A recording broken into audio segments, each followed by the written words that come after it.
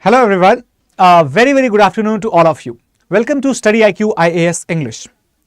I am Abhishek Singh and I welcome you all in the Fab 40 Topics and Mains Answer Writing series of the Indian history. And today we are going to conduct the second class of the Mains Answer Writing. And in this class we will be talking about the second topic, and that topic is related to the same 18th century India. And in this topic, that is the decline of the Mughal Empire and fragmentation of the Indian polity during the 18th century. We will be discussing about the political disintegration of India. We will be looking upon the factors which would be affecting the political disintegration process, and we will also try to understand the implicit reasons behind that. We will see the role of the internal and the external factors into it, and thereafter we will try to solve a model question based upon it. Alright everyone, so let's get started. But before we could start, let me tell you that you can share this session with your friends as well, those candidates who are looking for a proper guidance in the mains answer writing part, so they can attend this section of history and it will be extremely helpful for them. I would also like to tell all of you that tomorrow, that is the 22nd of July, that is going to be the last date for getting yourself enrolled in our upcoming P2I Prelims to Interview batch, and this batch is going to start from tomorrow onwards, right? So make it sure that this is basically the last, right? This is basically the last opportunity that you have got it, because tomorrow the batch is already going to start. Okay everyone, so today is practically the last date, you can say. So that's why do not delay it. If you have not downloaded the StudyIQ application, go and download it after the class and get all the details. For example, particularly you have to pay attention that this is available on the English, Hindi, right, and bilingual, right, bilingual batch as well. And here let me tell you that in this particular batch you are going to be getting, right, you are going to be the candidate who is guided for not just prelims but also for the mains through the mains residential program. And that residential program is a special feature which is available to such students who are already the part of P2I batches and they clear the prelims. Okay, apart from that, current affairs, apart from that, the general studies preparation, the textbooks will be provided to you and everything that is required to succeed in the examination. So let's get started straight to the topic. And if you are interested to enroll here, do not forget to use this code ASR live, right? That will be reducing the cost of this entire course from 70,000 to rupees 29,999. Okay everyone, so here, as I had discussed with you about the questions which were asked right in the examination, that the first topic that we had talked about, that was the 18th century India, and today we are going to do the second topic or the second part of the same topic. Okay, the second part of the same topic, that is the political decline, which includes the decline of Mughals and also the fragmentation of the Indian polity during the 18th century. Let us understand this concept. Why so? Because there was a question which was directly asked from this particular topic, and apart from that we will also try to understand in the next session tomorrow, or maybe in the next session, that is on Saturday, obviously tomorrow only, that which were the economic policies prevalent during the 18th, 19th century. Got it everyone? So political as well as economic, both the topics are very important. So 18th century India is going to be your first important topic, and the second part of that is what we are going to do today. Now, so here first of all let me just start this entire concept here. Okay, so first of all let us understand about the 18th century polity. Okay, 18th century polity. Here let me tell you that in 18th century up to 1707, Mughal ruler Aurangzeb was, right, Mughal ruler Aurangzeb, he was ruling, all right. However, if we look at the conditions of the 18th century, remember the point that in every era, the geopolitical conditions, the social conditions and the economic conditions, they give rise to the various consequences which in turn affect the political actions of the particular time period. For example, if we talk about the Mughal period during the 18th century, then what was the condition here? If you observe the condition properly, you can understand it that in 1750, right, in 1750, the entire map of India looked like a combination of several small kingdoms. Here the Bengal was there, then Awadh was there, then Rajputana was there, Punjab kingdom, Sindh kingdom, then this area of central India comprising of the regions like Gwalior, Bundelkhand, Barar, central provinces, Gujarat, Bombay region, Marathwada particularly, then major part of Chhattisgarh, Odisha, etc. These areas, they comprised of the Maratha territories,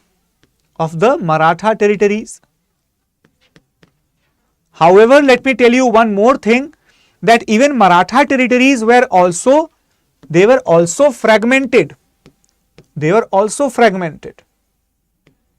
Okay. Not just that, in southern India as well you find the territory of Nizam, Mysore, Karnataka, Travancore. In the eastern India you have the Bengal, Odisha, Ahoms. Okay, Ahoms. In north you have the Kashmir region, Punjab region, then Kabul, Afghans were there. Now the question arises in our mind, how to memorize, how to understand this concept here. So the basic answer to this lies in the concept of feudalism. So the key concept is what? The key concept is the feudalism. Okay, that is feudalism. All right. Feudal system is the most important thing to understand. Now let us understand that what is the meaning of this feudal system and how did it influence the fragmentation of the Mughal Empire, leading to the political and economic consequences. Okay everyone. So here the feudal system was basically based upon the distribution of the revenue, okay, distribution of the revenue and keeping of the mercenary forces, okay, mercenary forces, which means that if this is a kingdom, you have to divide this kingdom into smaller, right, into the smaller divisions such as V1, V2, V3, and these smaller divisions, they will be handed over to the different authorities such as R1, R2, R3, right. Now these authorities R1, R2, R3, they will be having the responsibility of the revenue collection and responsibility of keeping an army, revenue collection and army, okay, revenue collection and army. So what will happen? That each and every province and the provincial chief, they will be getting authorized to have their own division of the army, their own collection system of the revenue, and they were instructed to collect the revenue and deposit it to the central government, all right, who was the emperor. Now this collection which was deposited to the central government, that is to the emperor, this ensured that whosoever was a provincial in charge or a provincial governor, or whosoever was the successive revenue collector or collection agent under the governor, they all were threaded and they all were connected back at the central government, which completely kept the empire together.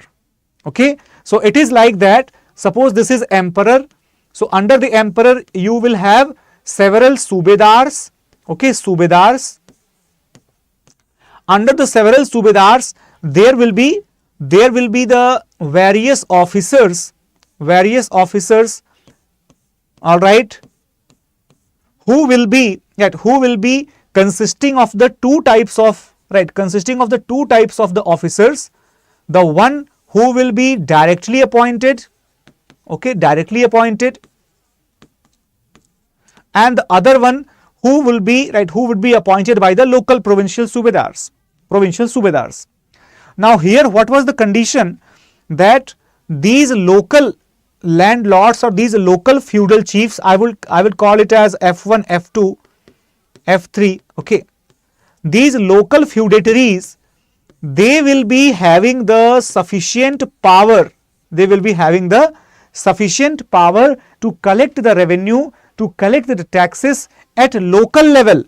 And this process, you can understand by the diagram itself, this process was basically leading to the decentralization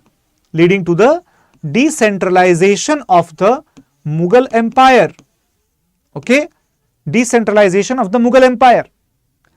Now let me tell you one more thing, that if this decentralization was there, you can understand it naturally that all the different threads are directly connected to the center, and therefore the central government must be extremely strong, which means the emperor should be the most powerful entity. And until Aurangzeb was there, till that time Aurangzeb was the strongest personality in the entire Mughal Empire. So that is why this Mughal Empire was completely gelled together. But as soon as the death of Aurangzeb took place, then what happened?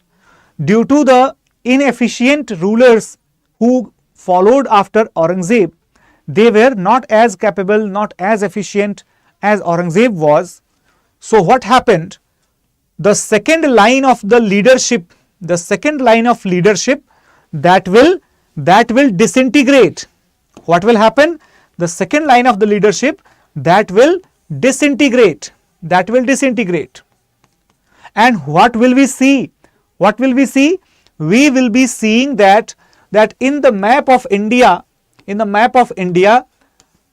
place of the entire Mughal Empire, this is the entire Mughal Empire, we will see several smaller kingdoms.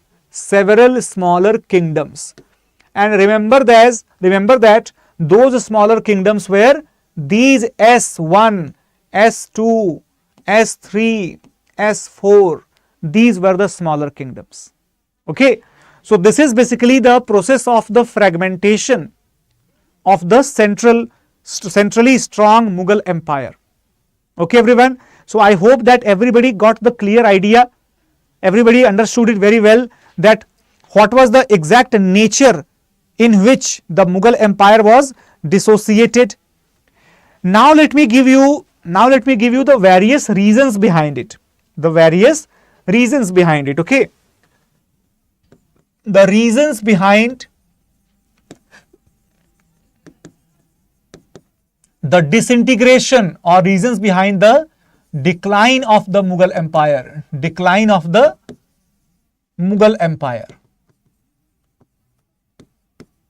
When I say the decline of the Mughal Empire, You can also read it as the fragmentation.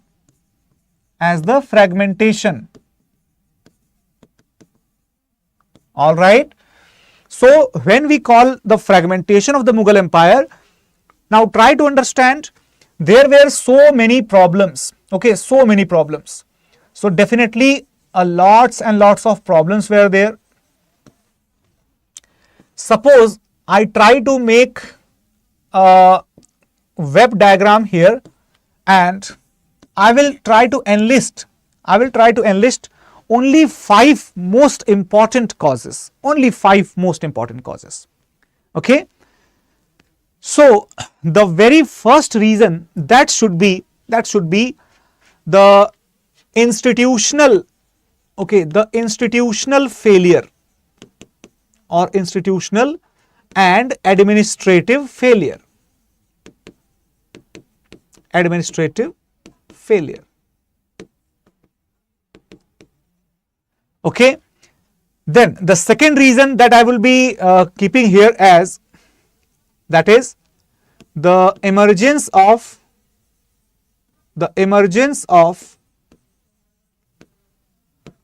powerful Marathas.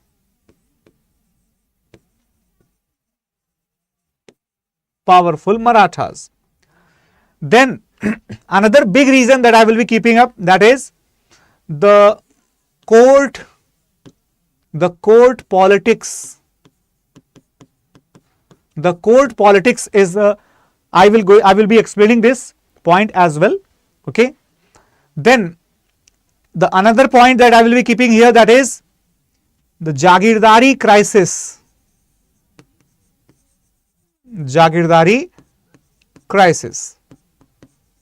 Okay, everyone. Now only 2 places are left.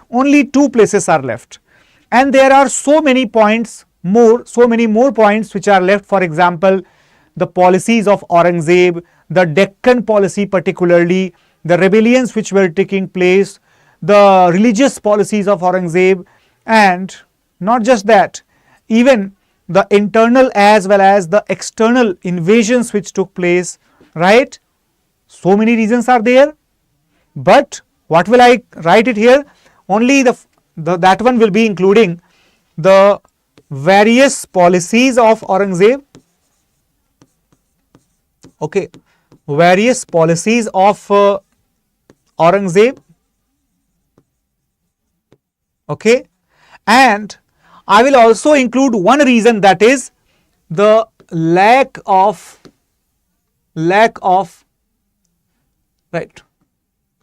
evolving and efficient military and commanders. Okay, so this has to be one of the primary reasons, I would say, that because of which the Mughals were actually losing one after the other battle. Remember that the number of people fighting for the Mughals or the emperor particularly against the local chieftains or against the foreign invaders like Ahmad Shah Abdali or Nadir Shah, or against the Marathas even, the number of people fighting in these battles on the side of Mughal army, those people were not less in numbers. Those people were actually lacking in the technological advancement, in the military innovations, in the strategic formations, in the commanding skills. All these things were missing. Okay. However, one huge reason, probably the biggest reason that I would keep, I will be giving this institutional administrative failure as the biggest reason, because the primary factor which resulted into the crumbling of the Mughal Empire, that was its completely devastated administrative mechanism, its completely dismantled institutional structure, particularly the structures such as Mansabdari and Jagirdari. Okay, such as the Mansabdari and Jagirdari. these were highly drenched into the corruption, and not just that, even if we talk about the concept of the Watan Jagirs, okay, Watan Jagirs, the Watan Jagirs became a simple excuse for various Jagirdars to proclaim their autonomy, to establish their own home kingdoms or their domestic authorities, which resulted into the weakening of the central empire, weakening of the central kingdom. All right. Apart from that, the Mughal policies related to the taxation, the institution of the taxation and revenue, that was very pathetic, and their taxation policy were, right, these policies were so harsh, okay, so harsh, which resulted into the complete dissatisfaction. In fact, several uprisings took place during the rule of Aurangzeb, resulting into numerous popular discontent, and therefore some of the local leaders, they stood in the rebellions as well. We can take the name of the Jat rebellion, we can take the name of the Satnami rebellion, or even the rebellions took place in the Deccan as well, right? So various rebellions were occurring due to the poor taxation policies, right, which were connected directly with the institutional efficiencies and administrative failure. This also resulted into the pathetic financial crisis. Pathetic financial crisis. Now, those who don't understand it, let me tell you, the financial crisis became the primary factor behind the decline of the Mughal Empire. And why so? Because the Mughals had no ample money to reform their army, to reconstitute their lost administrative systems, and to recapture those lost territories, which could make up for their need of the instant cash or for the need of their instant resources. Okay, so they lost the regions of Balkh and Badakhshan in the northwest for once, and that became for once and all. Okay, so we can say that their institutional and administrative systems had decayed with the time. They had decayed with the time, and due to that inherent decay, they could never be repaired to function smoothly in the upcoming times. Apart from that, the second biggest reason I would suggest, that will be the various policies of Aurangzeb. Okay, the various policies of Aurangzeb. Got it, everyone? Now, the Aurangzeb, his various policies are quite questionable for the development and welfare of the Mughal Empire particularly. In fact, I should not hesitate to say one thing, that the ambitious Aurangzeb, rather the over ambitious and foolish Aurangzeb, led to the sinking of the flourishing Mughal ship into the deep ocean. And why so? Because the policies of Aurangzeb in the field of the religion, okay, so his religious policies were very disturbed policies. Then his military policies, okay, military policies were also quite disturbed, which means that he decided to use the forces at such places where even the reconciliation could have worked easily. Okay, so that is where Aurangzeb was actually failing as an ideologue, as a monarch. Now, apart from the religious and the military policy, the policy of Aurangzeb in the fields of Deccan and even the Ahoms. Okay, so the policy towards Deccan, policy towards Ahom, etc., that means the territorial disputes with the marginal regions, they costed very dear to Aurangzeb. And the cost of these incidents on the Mughal exchequer, that was huge. This is why the policies of Aurangzeb in the field of religion, such as imposing jizya or imposing the pilgrimage tax, or the policies in the field of the military, such as using the military against the petty offenders, right, and offenders, and even the policies of Aurangzeb against Deccan and Ahom, everything resulted into the complete decimation of Aurangzeb from the level at whichever he was staying. Now, apart from that, Jagirdari crisis was a huge problem. You might have heard about Sir Jadunath Sarkar. Jadunath Sarkar, he specialized the topic of Aurangzeb in the medieval history, and he has given the assessment on this topic, and he clearly says that the Jagirdari crisis became the prime factor of destruction for the Mughal Empire. In fact, let me tell you that the Mughal Empire, which was acquiring the Deccan region and the Deccan areas, they had a larger number of Jagirs, comparatively larger sizes of Jagirs as compared to the number of Jagirs. So, the people who were demanding the Jagirs, their number outgrew the number of available Jagirs, and this resulted into the various disputes, various feuds, right, and various misconceptions as well. Not just that. Why was the reason of, right, why was there a Jagirdari crisis? That is the question.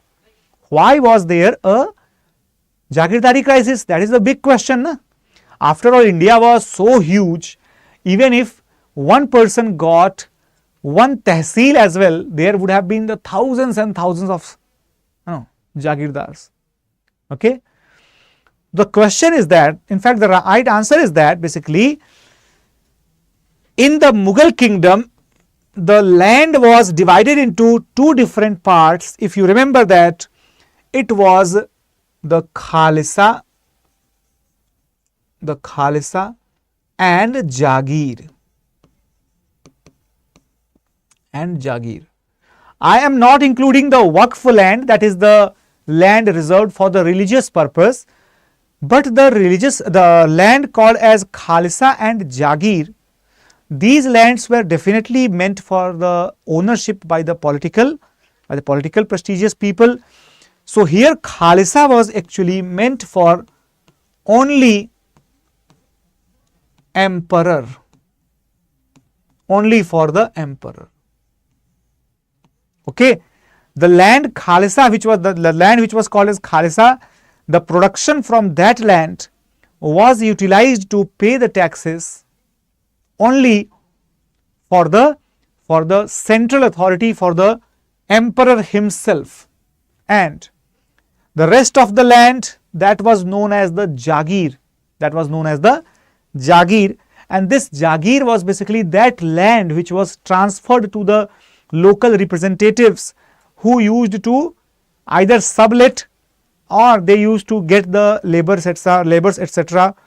directly work on that particular part, and they, after cultivation, after income and everything, they submitted a small part of their income to the central government, right? So Khalisa was basically that land which was assigned to some Jagirdar, to some Mansabdar, to some landlord. Okay, that was the Jagir land. Sorry, not Khalsa, that was Jagir land. What was Khalsa land? It was not assigned to anybody, it was directly assigned to the central authorities' control, that is the control of emperor. Okay, now, so another scholar, you might have heard about Shekhar Bandyopadhyay in Plassey to Partition. So what happened? The Shekhar Bandyopadhyay, he says that practically there was no such concept of, or no such availability of the crisis in Jagirdari system. Why so? Because 40% of the Mughal Empire was under the direct control of Aurangzeb and his near kith and kin, which means that was the part of Khalisa. If you have 40% of the land as Khalisa, remember that you could have easily solved the problem just by releasing 10% extra land. You could have solved the entire problem, and your empire would have been a long lived empire, even more than what it lived. Okay, So guys, that clearly tells us the failure of the policies of Aurangzeb one by one. Here let me tell you, two different points which are left here, that is the emergence of the powerful Marathas. These points are very much self-explanatory, that the Marathas, particularly under the Chhatrapati Shivaji Maharaj, became very powerful, and after that, when the reign of Peshwas emerged, they also started leading the powerful campaigns against the declining Mughal emperors. Now, the court politics, in fact, more than Marathas, what shattered, what broke the Mughal courts, it was the court politics.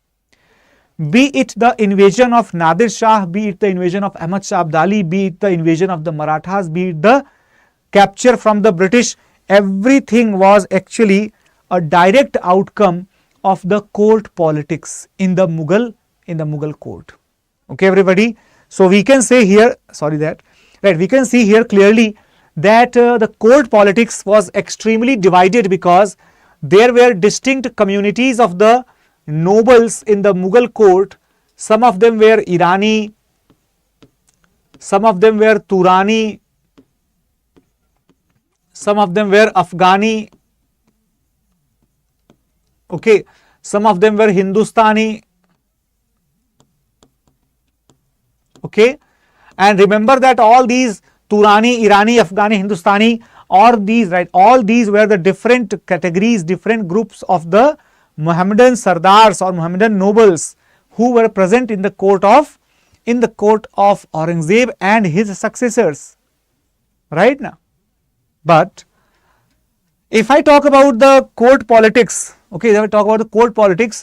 remember guys that this same court politics that would be leading to the emergence of the several states as well, like we will see the states like the kingdom of Awadh or the Hyderabad, okay, that is our Nizam's Hyderabad, all these areas, they will be simply the result of the courtroom politics. And not just that, even several incidents, they would be the result of the courtroom politics or simply the court politics. Okay, everybody. Now, one point that is left here, in fact 2 points, the lack of the evolving and efficient military and the commanders, as well as the emergence of the powerful Marathas. Now, these 2 points are interrelated. How can you say? These two are interrelated because the Marathas had the presence of the powerful commander, efficient army and efficient navy, whereas the Marathas had it. Mughals, they had no such thing because their army had reduced in the efficiency, okay, and particularly not just that, their shipping conditions were not as great as that should have been, considering the arrival of the Mughals, arrival of the Europeans. Considering the arrival of the Europeans, they should have been prepared for that, but they paid no attention at all. Okay.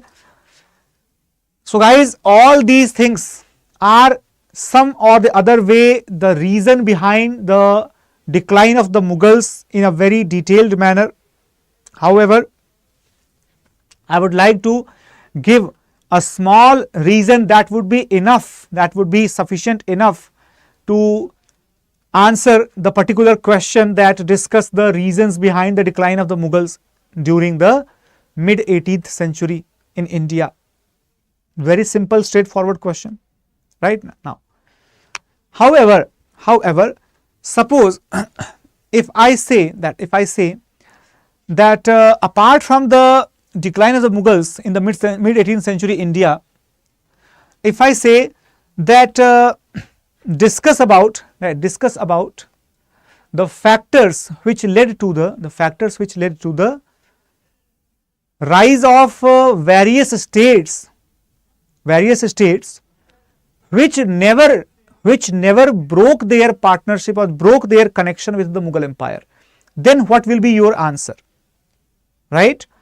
The emergence of the states was there, no doubt at all, but why did they not formally snap their relations or declared their relations completely void with, right, with the Mughal Empire? Why did they use it still after being the autonomous states?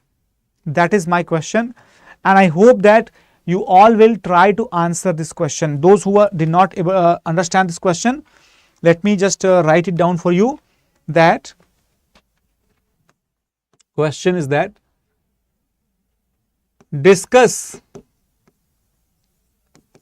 the reasons why did the successor states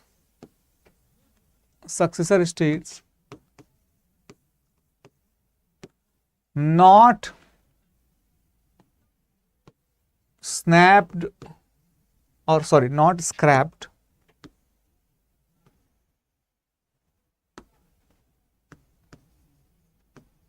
okay, why not scrap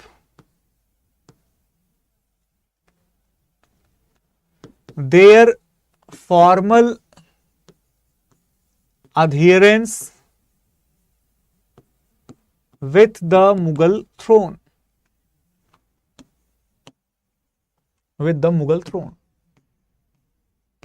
Okay, so here you have to answer this question in just 150 words, that according to you, what could be the reason that the Mughals did not lose, or sorry, the princely states or the regional kingdoms, they did not completely end their relations with the Mughal Empire.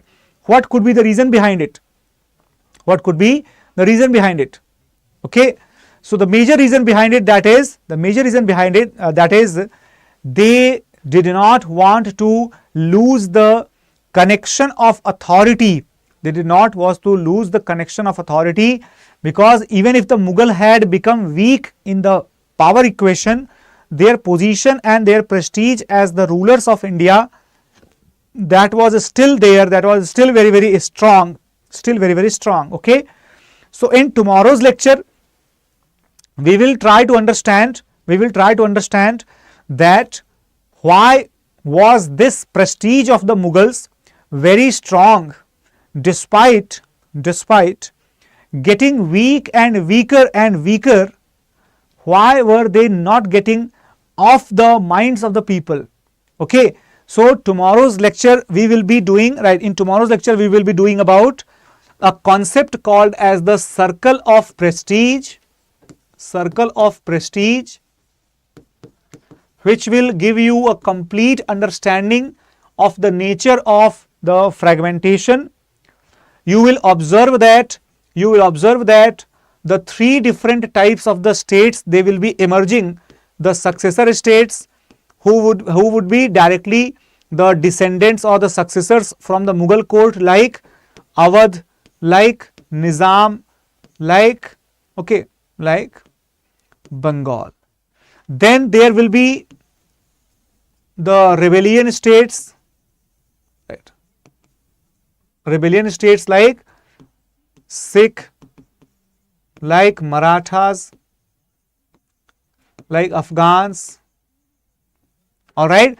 Then there will be the independent states, which means that they had nothing to do with the Mughal Empire or its decline, because they were already autonomous even during the destruction of the circle of prestige was taking place. It included the rulers like Rajputana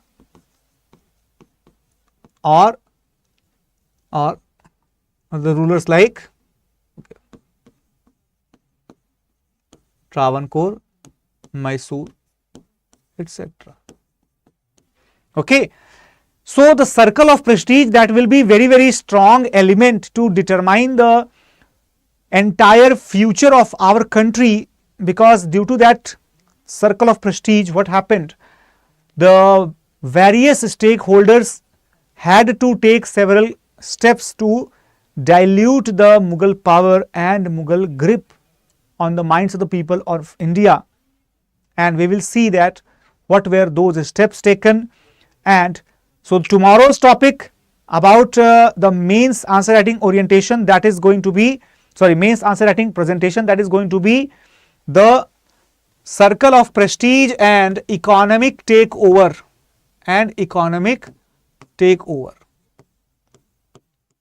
Okay, so that is the third topic that we will be doing in this series of super or fab 40 topics. Those who have not noted down the question here, they can simply note down the question very carefully. Okay, discuss the reasons why did the successor states not scrap their formal adherence with the Mughal throne. Okay everyone, so I hope that you all have taken the screenshot or you all have noted down the question properly. Please come along with your answers, and you can submit your answers here on my Telegram channel by scanning this QR code.